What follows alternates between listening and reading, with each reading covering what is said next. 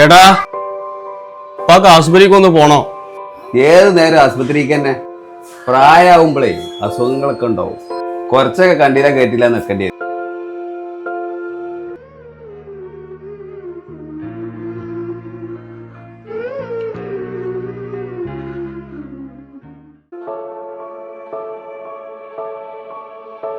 എടാ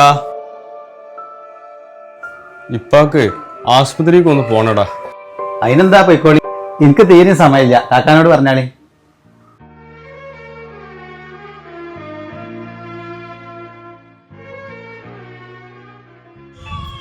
എടാ ഇപ്പാക്ക് ആശുപത്രിക്ക് ഒന്ന് പോണം.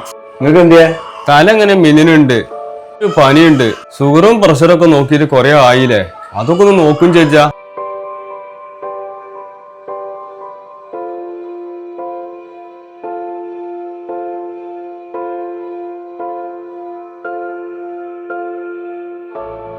എടാ ഇത് തേയിലല്ല. അതെന്തിയാ? ഗവൺമെന്റ് ആശുപത്രി പോയിക്കോളെ. ഇവിടുന്ന് അങ്ങാടിക്കാണ് കയറിയ ബസ് കിട്ടൂലേ, അവിടെ കാണിച്ചാൽ മതി. എന്നാലും അതിന് പൈസ ബാക്കിയേക്കാരോ. എവിടെയും പോയി വരുമ്പോ കുട്ടികൾക്ക് എന്തേലും വാങ്ങണ്ടേ? നിന്റെ വരവും കാത്താറ്റി നിങ്ങൾ ഇങ്ങനെ തയ്യലേക്ക് ഉത്തർക്കും. അങ്ങനെയാണെങ്കിലേ നിങ്ങൾ പുറത്തേക്ക് പോകണ്ട വെച്ചാൽ മതി.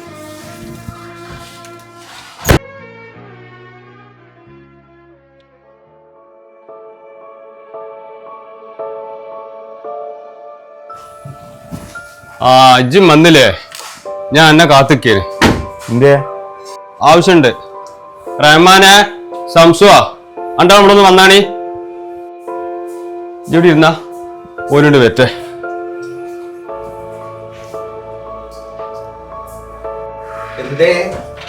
രണ്ടാളും ഇവിടെ ഇരുന്നാണി.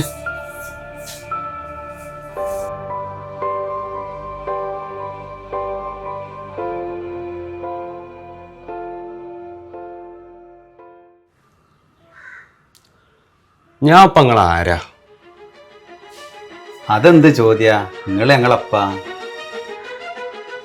അപ്പൊ അത് നിങ്ങൾക്ക് അറിയാം അല്ലേ? ഇങ്ങളെ ഞാന് എങ്ങനെ വളർത്തിണ്ടാക്കിയെന്ന് നിങ്ങൾക്ക് അറിയോ? ഇങ്ങളെ പ്രായത്തിലുള്ള മക്കള് ഇങ്ങള് വളർന്ന മാതിരിക്ക് ഒരു സുഖ സൗകര്യത്തിൽ ഇതുവരെ വളർന്നിട്ടുണ്ടാവില്ല. അതിനേക്കാൾ ഈ ബമ്പായിട്ടാണ് ഞാൻ നിങ്ങളെ വളർത്തിയിട്ടുണ്ട്. മദ്രസക്കും സ്കൂൾക്കൊക്കെ പോകുമ്പോൾ ഏറ്റവും വലിയ മുന്തിയ ഡ്രസ്സും മുന്തിയ ബാഗുമാണ് ഞങ്ങൾക്ക് മൂന്നാക്കും വാങ്ങി തന്നിയത്. ഒരു കൂലിപ്പണിക്കാരന്റെ മക്കളായിട്ട് നിങ്ങളെ ഞാൻ വളർത്തിയിട്ടില്ല. നിങ്ങൾക്ക് മൂന്നാക്കും നല്ല വിദ്യാഭ്യാസം തന്ന് നല്ല ജോലി വാങ്ങി തന്ന്.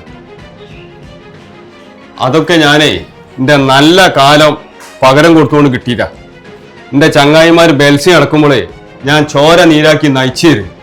ഇങ്ങക്ക് വേണ്ടിയിട്ട് രാത്രി കോട്ടകലെ മീൻ മാർക്കറ്റിൽ ഞാൻ മീൻ കയറ്റാൻ പോയൊരു കാലം ഉണ്ടായിരുന്നേ. പോത്തുമണ്ടിനൊപ്പം ഞാൻ പോയിട്ടുണ്ട്. പഴയ കാലത്ത് കല്ല് കയറ്റാന്, പന്തൽ പണിക്ക് ഞാൻ കഷ്ടപ്പെട്ട്, നല്ലോണം കഷ്ടപ്പെട്ട് ആ ഒരു പ്രതിഫലമാണ് നിങ്ങൾ മൂന്നാളൊപ്പം ഒന്ന് അനുഭവിക്കുന്നുണ്ട്.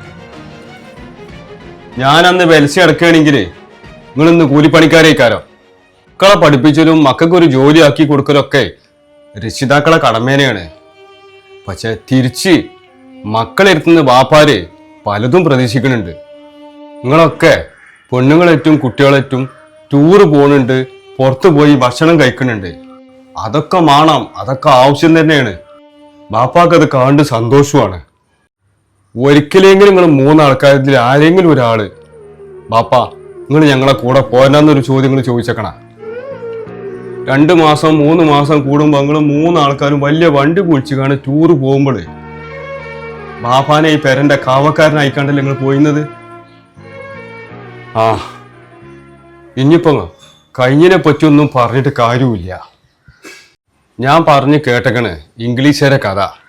അവര് മക്കളെ നല്ലോണം പഠിപ്പിച്ചും ഒരു ജോലിയാക്കി കൊടുക്കും. എന്നിട്ട് ഓല സ്വന്തം കാലിൽ നിൽക്കാനിടാക്കും. ഇപ്പിയും ലോകം ചുറ്റി ഓല ജീവിതം ആസ്വദിക്കും. അതുപോലെ ഞാൻ എൻ്റെ കടമ തീർത്തേക്കണം.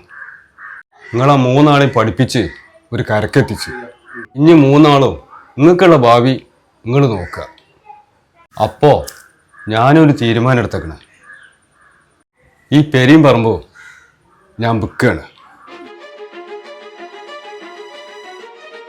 ആ വിറ്റ് കിട്ടുന്ന പൈസയിട്ട് എനിക്ക് പോകാനുള്ള സ്ഥലത്തൊക്കെ ഞാൻ പോകും. കാണാൻ ആഗ്രഹിച്ച ഒരുപാട് സ്ഥലങ്ങളുണ്ട്, അതൊക്കെ ഞാൻ കാണും. ഇങ്ങളെ വളർത്താൻ വേണ്ടിയിട്ട് ഞാൻ കുറേ ആഗ്രഹങ്ങൾ മാറ്റി വെച്ചിട്ടുണ്ട്. ആ ആഗ്രഹങ്ങളൊക്കെ ഞാൻ തീർക്കും. പക്ഷേ നിങ്ങളമ്മ ഉണ്ടെങ്കിൽ ഇതിന് സമ്മതിക്കൂല. ഇപ്പത്തെ എൻ്റെ അവസ്ഥ അറിഞ്ഞാല് ഓക്കും സമ്മതനേക്കാൾ.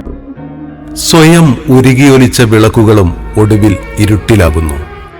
വെളിച്ചം തിരിച്ചു കിട്ടുമെന്ന് പ്രതീക്ഷിച്ച് ഒരു വിളക്കും പ്രകാശിച്ചിട്ടുമില്ല. മക്കൾക്ക് വേണ്ടി മാറ്റിവെച്ചത് സന്തോഷങ്ങൾ മാത്രമല്ല, ജീവിതം കൂടിയാണെന്ന് തിരിച്ചറിഞ്ഞ ആ മനുഷ്യൻ നഷ്ടപ്പെട്ട മോഹങ്ങൾ തിരിച്ചെടുക്കാനുള്ള യാത്രയ്ക്കായി ഇറങ്ങുകയാണ്.